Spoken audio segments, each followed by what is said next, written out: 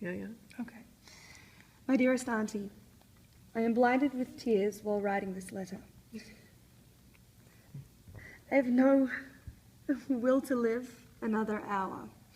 Amidst sorrow and the deepest anxiety, your letter reached. And you know how little I am able to bear up under the pressure of grief.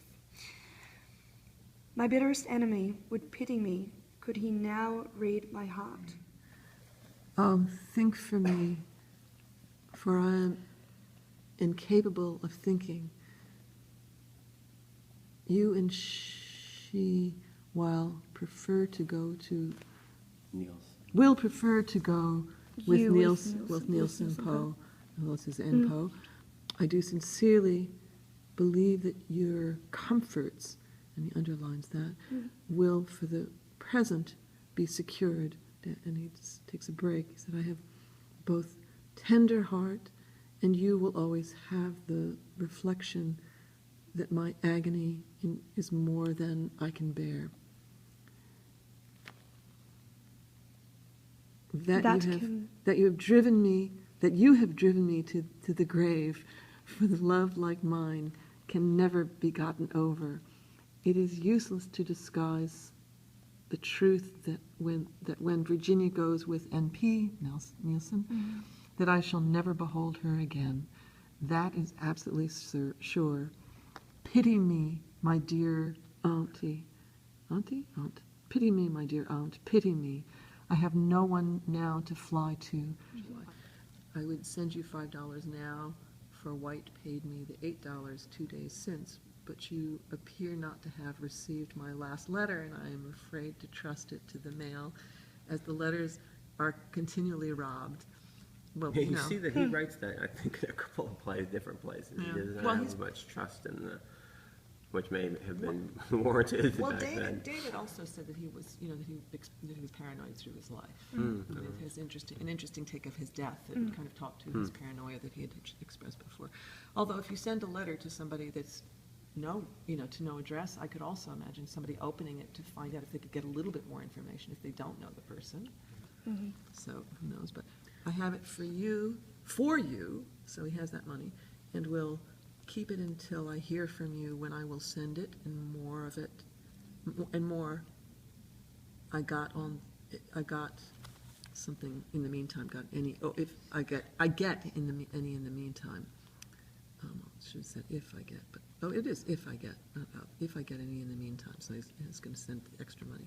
I wrote to you that William Poe had written to me concerning you and his offer to assist you, asking me questions concerning you, which I answered. He will beyond doubt aid you shortly, and with an effectual aid. Trust in God.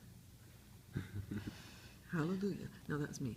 Say hallelujah. And then this part here, what does he say down here? It's interesting that he talks about the fact that they'll have enough money to survive, and then if they don't, he will borrow some.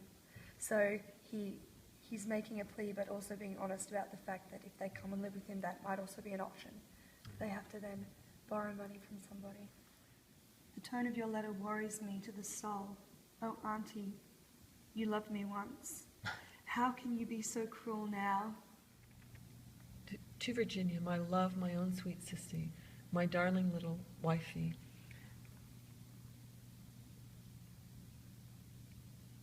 Think well before you break. Okay, think well before. I was thinking that there might be something else in between there, but it looks almost like there's an extra word.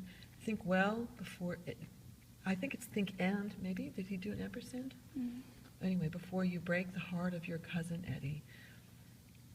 I open this letter to enclose the $5.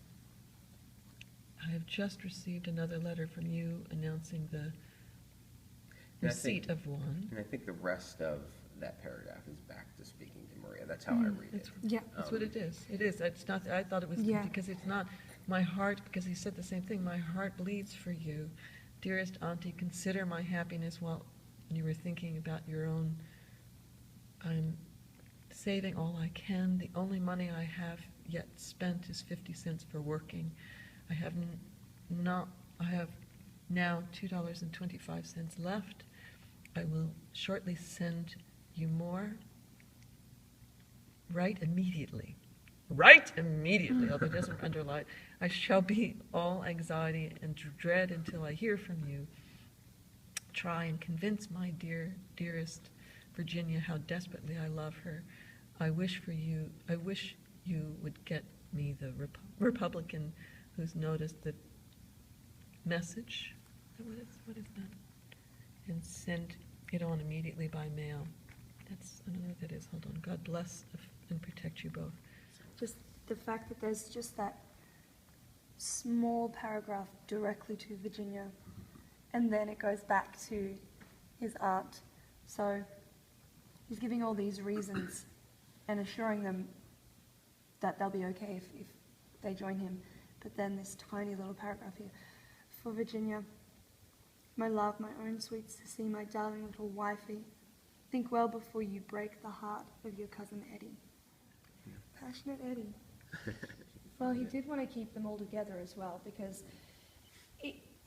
we know that this is the closest thing he ever had to a family. Like, it was his family, but he didn't have what they would call back then a regular family unit. He didn't have a mother and a father and brothers and sisters all in the house growing up together.